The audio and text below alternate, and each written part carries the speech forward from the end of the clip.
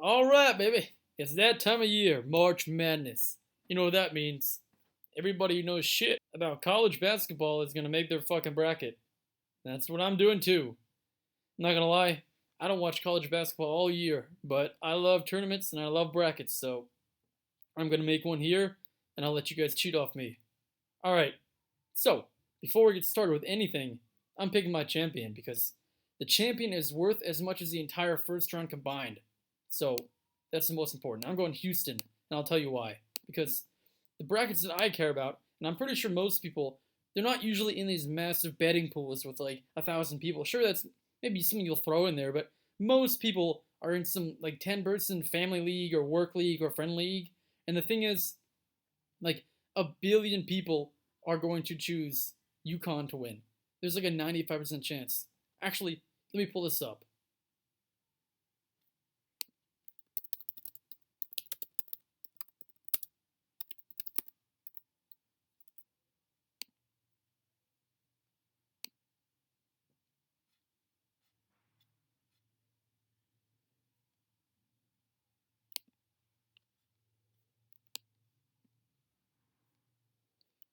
Look at this. You can see the people's bracket, which is pretty much the percentage of what people chose as who to win each game. And look, UConn is the 65% favorite to win the championship, to repeat, and which means most people are going to choose them as their champion. So if we choose UConn, then everybody else who chose them to win, we're gonna have to compete against them to win if they do win. But if we choose somebody else that's still pretty likely to win the championship, then we can if just we win that one game, if Houston wins championship and UConn doesn't win, then we are beating everybody. Because if you pick the championship right and everybody else doesn't, you win automatically. So it's much easier to win. And the thing is, you have to pick value, right? You don't want to pick a team that's just not very good just because you want to be different. You know, the more and more people are going to be in your pool, the more you're going to want to pick weird stuff. But you could pick more chalky if you're in a smaller pool. But the trick is to find the sweet spot between getting good value and picking like a really good team and picking like a unique team that everybody doesn't pick. And the thing is, UConn has like the hardest region too. They've got Auburn in there, they've got Illinois, they've got Iowa State, whereas the other regions are not nearly as hard. So yeah, I think UConn is still the best team in there by far, and they're probably the best team in the tournament. But one, it's very rare for a team to repeat, and two, they've got a really hard region, so it's a good chance that they lose. So if you have UConn even going to the finals like this, and just losing in the finals to Houston, you can get all the points of UConn making it to the finals, but still, if they lose early, you don't lose nearly as much as anybody else does because they picked them to win. You know what I mean? So you can get really good value there. And if you look, you want to have your final four picked before anything else because, like I said, the the farther you go in the rounds, the more value you're gonna get for the points. The final four is worth infinitely more than picking some random 13 seed over what is it? Uh, over four seed upset. It's much more important. So the way that I like to do this is to look at all the possible champions because if you don't know, KenPom is the stats. It's somebody who creates stats for college basketball, and they have this way of calculating where you can kind of see who should be winning or not. Like it's not just a one seed this year. They have a one seed, one seed, one seed, and then look, Auburn number 4. And if you look at last year, UConn, the one who won, was a 4 seed, and they had them as number 1. So you can kind of trust the ranking, and there can only be like a few teams that can actually win. So if you pick them all to go to the final four, yeah, they're probably all not going to make it, but you have a really high chance of getting a few of them in there and getting a bunch of points. So the ones you're going to want to have go far: Connecticut, Houston, Purdue, Auburn if you can. Obviously, Auburn in an unlucky way. Auburn, if they were in any other region, I would have picked them going far, but because Auburn is playing Connecticut, I'm only going to have them going to Connecticut and losing. You can have them beating Connecticut, but I think it's just a big risk because Auburn hasn't really played any other. Like every time they played hard competition, they've lost, even if they have really good stats. Like, look, they're the 10th best offense and 4th best defense. That's really good. It's just unlucky that to play Connecticut, and I'm not really. If you're playing in a big pool, you can pick UConn to win here. But if you're in a smaller pool, or Auburn, I mean, if you're in a smaller pool, I'd much rather just stick with the safer bet, which is UConn going to the finals and losing to Houston, like I said. But you want to have teams like Connecticut, Houston, we already have them going to the finals. Purdue is a pretty good team. They've got a not great defense, but really good offense, and they've got a really easy region. They got really lucky. All the hard teams are in UConn's division. They've got 16 seed, 8 seed, not very far. Gonzaga and Kansas are both weak, so we can have them going pretty far. And you can choose between Purdue, and Tennessee in this division because, like here, Tennessee is pretty good. They've lost recently though, so they're not, safe, and they kind of rely on some hero ball from Dalton Connect. But, you know, Tennessee and Purdue are good here. Iowa State, like I said, this death division, fucking gauntlet, they're pretty good too. So I'm gonna have them moving on. Like what I'm trying to do is, if you can't tell, is all the teams that can win the championship, I'm trying to move them as far as I can before they combat each other. And the final division here, Tennessee's here, so I'll have them going to play Purdue. And in this final division, we have North Carolina, and Arizona. Like Arizona's really good value here as a 2 seed because North Carolina is by far the weakest 1 seed. So you can have them doing is going to the Elite Eight and then losing to Arizona here, which most people, especially after last year, are probably not going to pick them. And you can get good value here. Like, look, you can look at the people's bracket and kind of see who people are picking. And yeah, most people are picking North Carolina. Maybe it's not a huge margin, but more people than not, so you probably get some value there. And I'm willing to bet with the people in the home brackets who aren't really aware, they're probably going to have picked Arizona going last year to like the Final Four and gotten smacked because Arizona choked. So I'm sure people are not going to pick them. So look how chalky this is, yeah? But if you're going to be, like I said, if you're going to be like a home bracket with a few people, the less people you're going to choose more chalky because you can afford to do that and still win. If you choose all chalk in like a 1,000-person bracket, there's going to be like 15 other people that choose that. So you're going to need a really lucky time. You're going to really need some luck to win that. So look, we have our Elite Eight and all of these. Actually, wait, we need to choose this. I think Marquette's really weak, and look at KenPom agrees. Marquette, look, they're 12 as a 2 seed. That's not very good. So we're going to have them getting bounced pretty early here. But the other Elite Eight, pretty chalk, but I think that's the best chance. Because look, you're not going to have all of them right. Like Iowa State could bite the bullet. Even UConn could lose to Auburn. Who knows? But the thing is, what you want is to get as many Elite Eight right as you can, and you can't really know if like an 11 seed is going to go on a run, and it's not really worth trying to take that risk if you don't know, because nobody can really guarantee that. So if you take that, you don't know, and some random other 11 seed can make it, and you lose both. So you might as well just try to keep it chalk for that, and you can have some upsets going on early. And what I like to do is try to find the value here. A really good example is this one over here, NC State and Texas Tech. Everybody's picking NC State to the point where, look at this. In the players tournament, look, more people are picking NC State. Oh wait, never mind, it changed. But the point is, it's like 50-50. It might as well be an 8-9 game. And if you look at the betting odds, which is really good to find out some value, because fucking Vegas knows everything. They're like Big Brother. I mean, they can tell who the frauds are, who aren't the frauds. It doesn't matter what seeds they are. And if you look at like NC State versus Texas Tech is negative 5.5. So they're really good value to pick here. And that's a really good example if you want to look at the rest of the games. You can look at like who the people are picking and who the good values are to get based on the betting odds. Now, to make this a little quicker, we're just going to pick every 1 seed, every 2 seed, and every 3 seed. Because look, the chances of a 2 seed losing, yeah, it's happened in the past few years, but that's some bullshit. Not only is it very, very rare for you to pick the right one, but look, 141 and 11, 93%. There's no way, like, yeah, it may happen, but it's barely ever happened, and the chance of you getting it right is very rare. I would say if you want to pick one, I'd pick one over Marquette, though, because I think Marquette's pretty weak, and Western Kentucky plays a really fast pace of basketball. So we're going to have every 2 seed moving on, every 1 seed moving on, and then every 3 seed, because, it gets a little more dangerous, a little more dicey up here. But, look, the 3 seeds have won 85.5% of the time. 23-1 since 2017. There's no way, like I said before, same thing applies as the 2 seeds.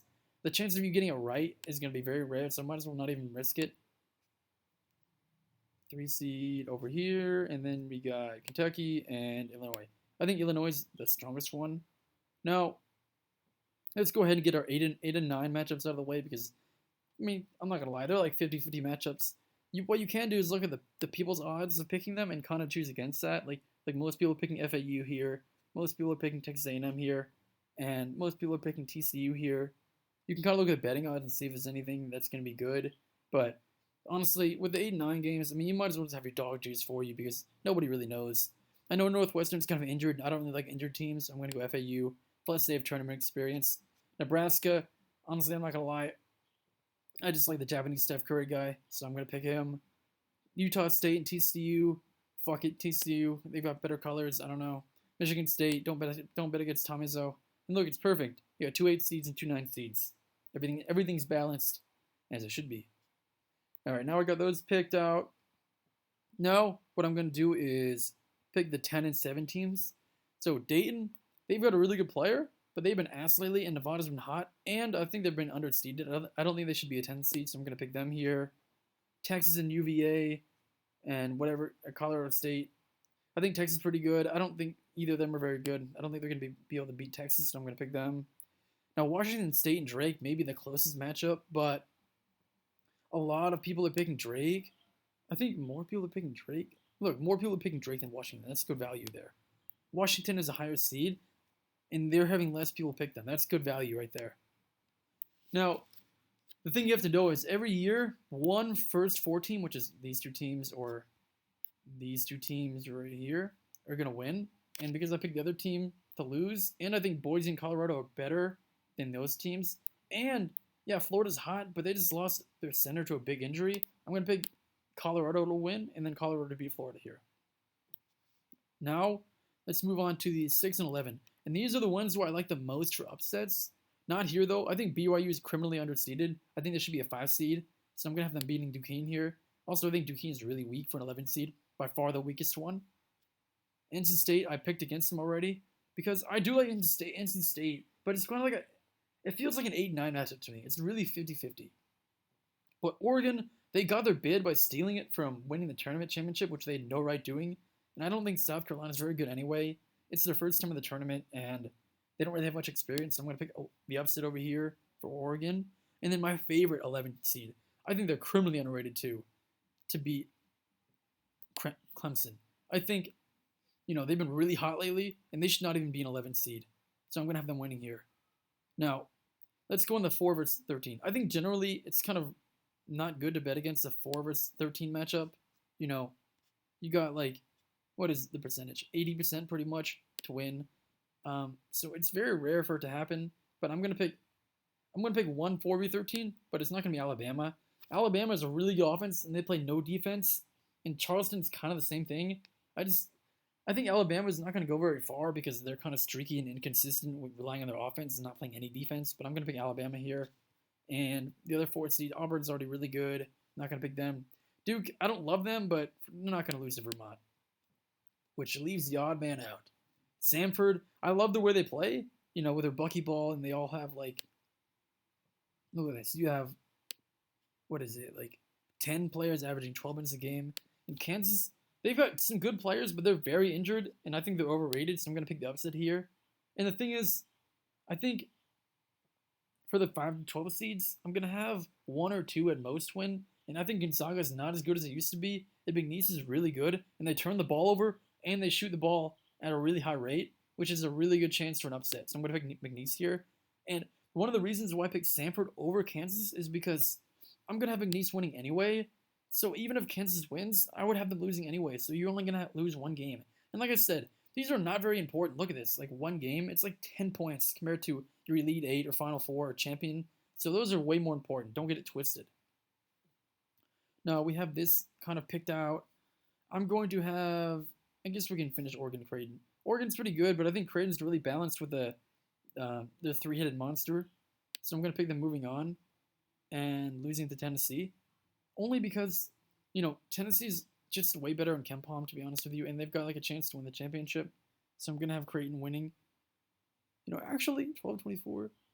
I don't know. Let me look at this again. Creighton and Tennessee, they're kind of balanced. I don't know, because they both don't really have any benches. Let me check what people are choosing. I'll kind of go off that. I'm going to pick Creighton here as an upset, just because I feel like they're kind of even, so it's good value. Now, let's move on to St. Mary's and Grand Canyon for the 12th seed. I've already picked 1 12th seed, so I can only really have 1 more at most. And I actually really like St. Mary's. They're on a really hot streak. It's a shame because Grand Canyon is a really intriguing team. I'd love to pick them, but St. Mary's is really good. They've been hot and they've got a good defense. Now, St. Mary's and Alabama, they're completely opposite. St. Mary's loves to shut the pace down and play really slow, and Alabama loves to play offense. But I'm going to stick with St. Mary's here because I really love how hot they've been. And like I said, Alabama's been really inconsistent, so I think they're going to fall off. New Mexico and Baylor. I'm not really stalled on Baylor as a 3 seed, and I really love New Mexico, so I'm going to pick the upset here. Look, we've got everything played out. If you already have your Elite 8 chosen, then you can just kind of pick your upsets as you want, and, you can have some moving, but, look, the reason why I don't like choosing 10 or 11 seeds to go to the Elite 8 is because, look, New Mexico, they have to beat a 6 seed, a 3 seed, and a 2 seed to make it there. If they even lose in the round 1, which is probably at least like a 50% chance, you're losing an Elite 8 team in round 1, whereas if you have number 2 seeds and 1 seeds, I mean, they've got a free round 1 and pretty much round 2. Not always, but it's very likely. So I'd rather just choose them. Now let's go up here, and we're going to have... Actually, I really like UAB to win. Yeah, San Diego State made it to the finals last year, and they have Jadon Ledee, who's been really good this year. But look, they kind of let teams stay in the game because they play really defensively and don't really push the pace. But this UAB team is hot, and if you look at what they're known for, it's drawing fouls and making free throws. And the thing is, I really think they could put the big men, Jadon Ledee and San Diego State, in foul trouble and kind of steal a game here. And even, like I said before, they're not beating Auburn, either one who wins, so it's just like 10 points. And you might as well pick an upset because it's really unrealistic to pick to pick no upsets. And we already have it pretty chalky down the stretch. So I'm going to pick them winning here. BYU and Illinois, they're both pretty good offensively. It'll be a really good game, but just so I can have an upset, I'm going to pick BYU here because I think it's kind of in the middle. And like I said before, a 6 seed and a 3 seed, most people are going to pick Illinois, so I'm going to have them upsetting here. Everybody's picking James Madison, what the fuck? James Madison to upset here, but I've already picked 2 12 seeds, and Wisconsin's been really good lately, so I'm going to pick them as like a surprising, going against, zigging while they zag, as people say here, and picking Wisconsin as like the non-obvious pick, as you would say. And I don't like Duke at all. I think they're not very good, and so when they play Wisconsin, I think they're going to lose. Kentucky's got a really good offense, but they've got no defense. I don't know how far they're going to go, but I think they're going to be better than Texas Tech. You got Colorado and Marquette here. I don't like Marquette at all. I'm going to pick the upset. I picked Marquette going far last year, and they burned my ass. Same thing as before. I'm going to pick Kentucky moving on here, just because Colorado's a very easy chance of losing to Florida. I could see that so easily. And if they lose, and then I have them going to the Elite 8, that's already an Elite 8 team going out. Blah, blah, blah, blah, blah.